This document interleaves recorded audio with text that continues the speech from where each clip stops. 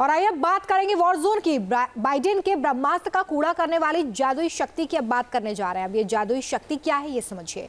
दुनिया के सबसे अमीर आदमी और अमेरिकी उद्योगपति एलन मस्क ने सोशल मीडिया प्लेटफॉर्म एक्स पर एक मैसेज शेयर किया है, जिसमें उन्होंने अमेरिका के सबसे भरोसेमंद फाइटर जेट F-35 को ही अमेरिकी पायलट्स के लिए खतरनाक बता दिया है। मस्क का ये दावा है कि अब वक्त आ गया है कि F-35 को बदल दिया जाए। अब सवाल ये बना हुआ है कि आखिर मस्क ऐसा क्यों कह रहे हैं, तो ये रिपोर्ट आप देखिए। बाइडेन के ब्रह्मास्त्र का कूड़ा करने वाली जादुई शक्ति का सच।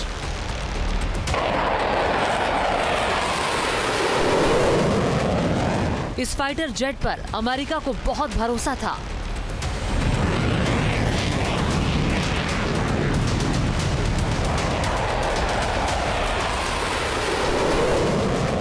इस फाइटर जेट ने हमास और हिजबुल्लाह को रोका था।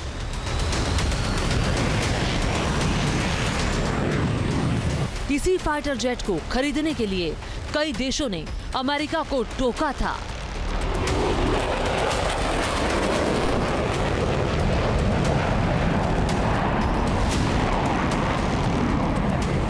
मगर 5-5 युद्ध की दहलीज पर खड़े अमेरिका को इस वक्त बहुत बड़ा झटका लगा है, जिसकी वजह बना है अमेरिका का यही 5वीं पीढ़ी का फाइटर जेट, जिसे अमेरिका का सबसे खतरनाक लड़ाकू विमान माना जाता है, जिसका नाम है F-35।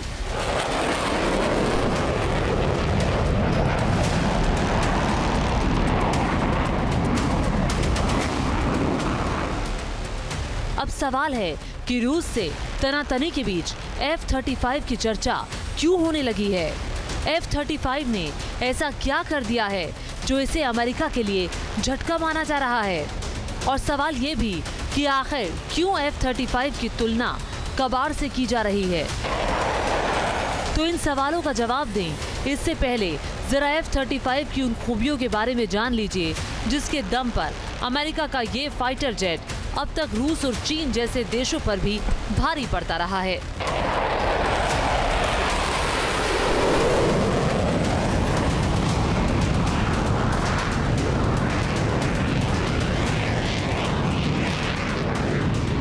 जिसके दम पर इजराइल मिडिल ईस्ट का महाबली बना है। दावा किया जा रहा है कि F-35 न केवल अमेरिका का बल्कि दुनिया का नंबर 1 फाइटर जेट है। ये अगर एक बार पीछे पड़ जाता है तो फिर मौत आने तक पीछा नहीं छोड़ता है।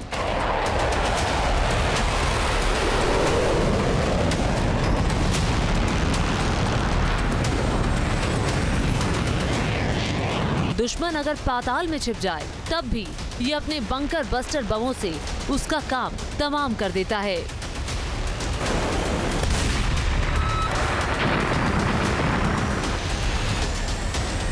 इसकी खासियत ऐसी मानी जाती है कि अमेरिका का ये विमान सुई की नोक जितने टारगेट को भी इंटरसेप्ट कर लेता है, और जासूसी के मामले में तो इसका कोई तोड़ ही नहीं है। कहते हैं कि जब ये दुश्मन के इलाके में बमबारी के लिए निकलता है तो दुश्मन के तमाम रडार और डिफेंस सिस्टम को पहले ही जाम कर देता है। परमाणु बम से हमला करना इसे बहुत ज्यादा खतरनाक बना देता है। सोचिए, इतने एडवांस फीचर से भरे होने के बावजूद पहली बार अमेरिका के इस विमान पर सवाल उठाए गए हैं।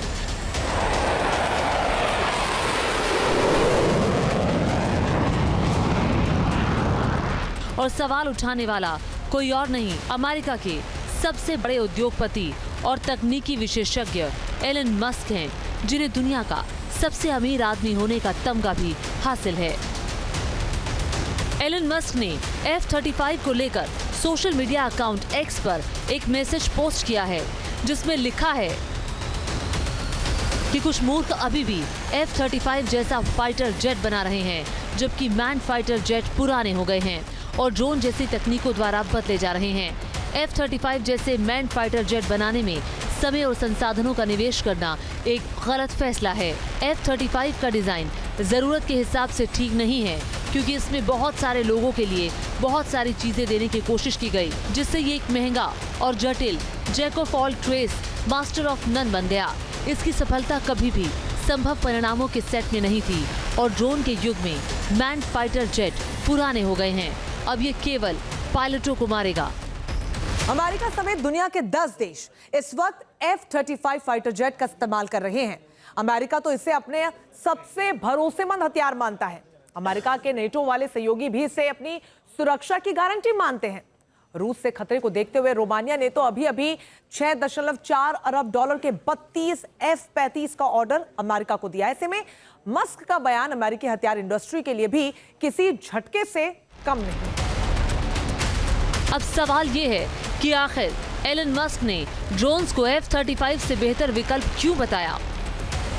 तो इस सवाल का जवाब आप बेहतर तरीके से तभी जान पाएंगे जब आप यूक्रेन युद्ध से आए कुछ वीडियोस को ध्यान से देखेंगे। ये वीडियो यूक्रेन के डोनबास इलाके का है, जहां रूस का T-90 टैंक शिकार की तलाश में है। पुतिन का ये घातक टैंक हथियारों से पूरी तरह से लोड है, मगर अचानक एक छोटा सा ड्रोन इसके करीब आता है और ये कुछ देर तक टैंक के पास ही मंडराता रहता है। फिर अचानक फौलादी टैंक से भिड़ जाता है। छोटे से ड्रोन से इस भारी भरकम टैंक को इतना नुकसान पहुंचता है कि ये युद्ध में लड़ने लायक नहीं बचता है।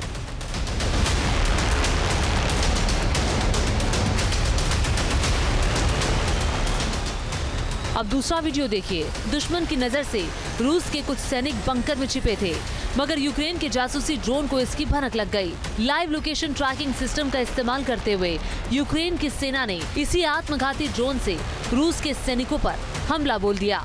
रूस के जो सैनिक बंकर में बचने के लिए छिपे थे, यही बंकर उनके लिए कब्रिस्तान बन गया।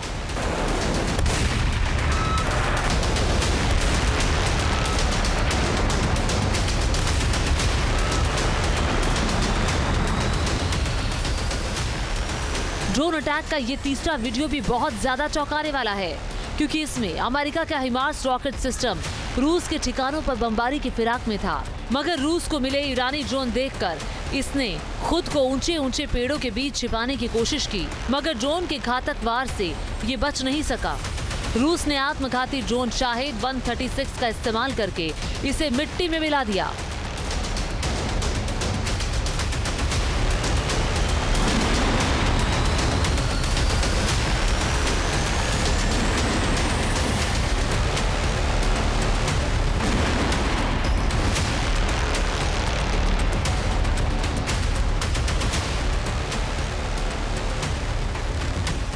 हालांकि ये सिर्फ 3 वीडियोस नहीं हैं जिन्होंने युद्ध में पहली बार ड्रोन की अहमियत विकसित से लेकर विकासशील देशों को समझाई। असल में डिफेंस एक्सपर्ट्स भी मानते हैं कि अगर यूक्रेन को जंग की शुरुआत में ही टर्की से TB2 ड्रोन नहीं मिले होते तो रूस यूक्रेन के एक बड़े हिस्से पर कब्जा कर लेता। दावा तो ये भी किया जाता है कि अगर यूक्रेन रूस के कब्जे में जा चुके इलाकों को फिर से हासिल कर पाया तो उसके पीछे सबसे बड़ी ताकत ड्रोन पावर ही थी।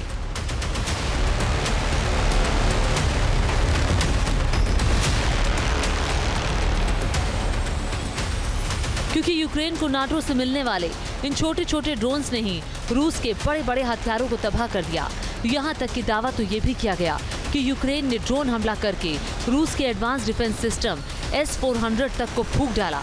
बताते हैं कि यूक्रेन के ड्रोन पावर जब रूस के भारी भरकम हथियारों पर भारी पड़ने लगी तो पुतिन ने भी ईरान से आत्मघाती ड्रोन्स की खेप मंगवाई, जिसके बाद रूस यूक्रेन युद्ध में बढ़त बना पाया।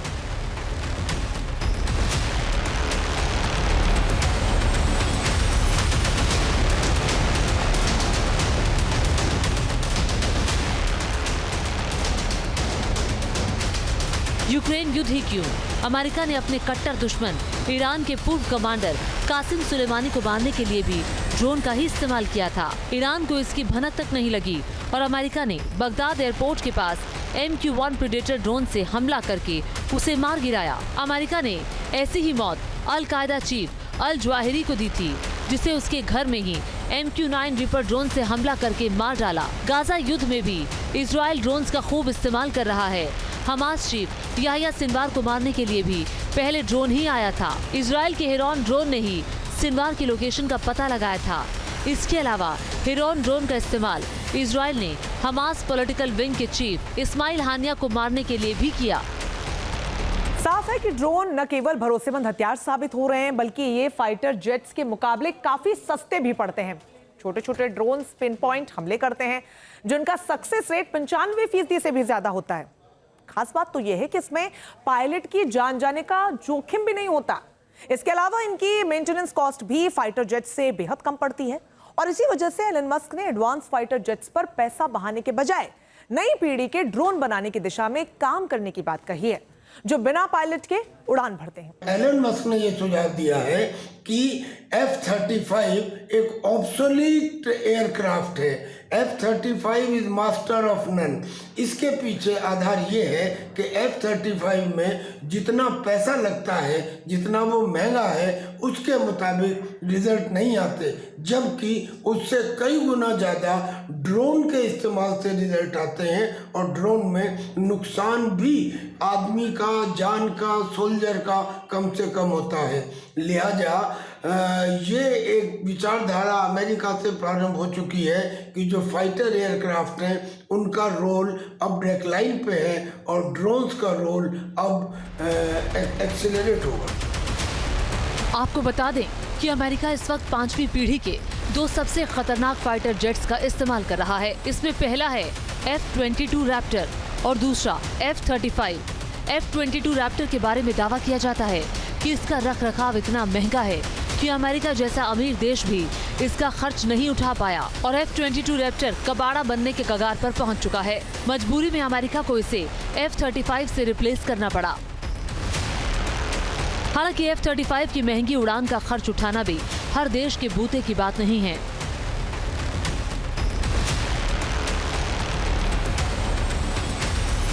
दावा किया जाता है कि F-35 को बनाने में अमेरिका को $2 ट्रिलियन से ज्यादा की लागत आई है। इसके अलावा इसके एडवांस कार्यक्रम पर भी अमेरिका को $6.5 अरब का खर्चा करना पड़ा। दावा है कि एक F-35 जब तक अमेरिकी वायुसेना में अपनी सेवाएं देता है, तब तक इसके रखरखाव पर $84 अरब का खर्च आता है। एलन मस्क अमेरिका की नई सरकार में वित्तीय कमेटी के अहम सदस्य हैं, जिन्हें सरकार के बजट में $2 ट्रिलियन बचाने का जिम्मा सौंपा गया है। बस यही वजह है कि मस्क ने ट्रम्प के शपथ ग्रहण से पहले ही खर्चों में कटौती वाले अपने टारगेट फिक्स कर लिए हैं। पक्की बात है कि अगर अमेरिका एलन मस्क की बात मानते हुए F-35 के बजाय ड्रोन प्रोग्राम को और ज्यादा एडवांस बनाने की दिशा में काम करता है, तो भविष्य का युद्ध पूरी तरह से मानव रहित हो सकता है।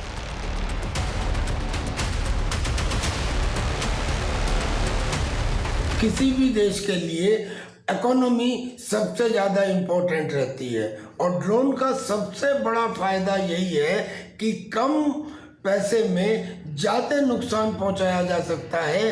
जो ड्रोन होते हैं ये छोटे होते हैं, कम ऊंचाई पर भी उड़ते हैं, इसलिए रडार की पकड़ में भी नहीं आते हैं और जिन एरियल टारगेट या सरफेस टारगेट को ये डिस्ट्रॉय करते हैं वो इनके मुकाबले कई गुना महंगे होते हैं। लिहाजा कम खर्चे में दुश्मन को ज़्यादा नुकसान पहुंचाना ही कारण है कि सभी देश आज ड्रोन टेक्नोलॉजी के अंदर मारामारी कर रहे हैं।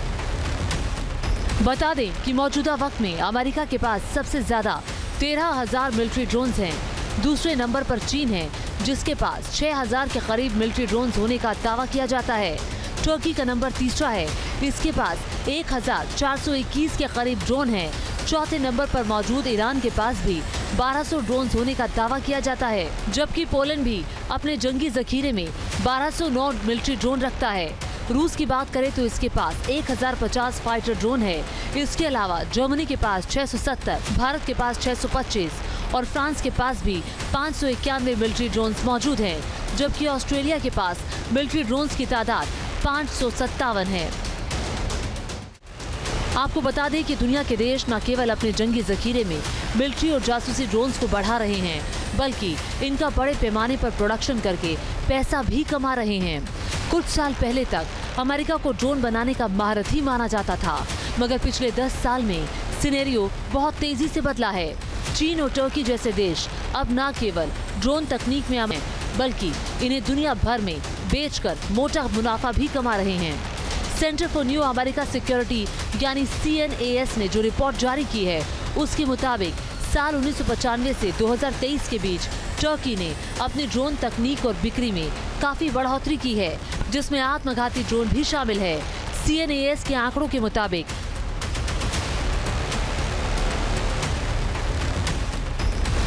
दुनिया के देशों को 65% ड्रोन्स की सप्लाई अब टर्की कर रहा है, जबकि चीन की हिस्सेदारी इसमें करीब 26% की है। अमेरिका की बात करें तो अमेरिकी ड्रोन्स की डिमांड दुनिया में अब 8% की रह गई है, जबकि 1% ड्रोन्स की सप्लाई फ्रांस और जर्मनी जैसे देश भी करते हैं। खैर, उद्योगपति एलन मस्क ने अगर अमेरिका में ड्रोन तकनीक को बढ़ावा देने की बात कही है तो यकीनन ये आंकड़ा भी उनके दिमाग में जरूर रहा होगा, क्योंकि युद्ध के मैदान में ड्रोन एक ऐसा हथियार बन चुका है, एक गेम चेंजर की भूमिका निभा रहा है।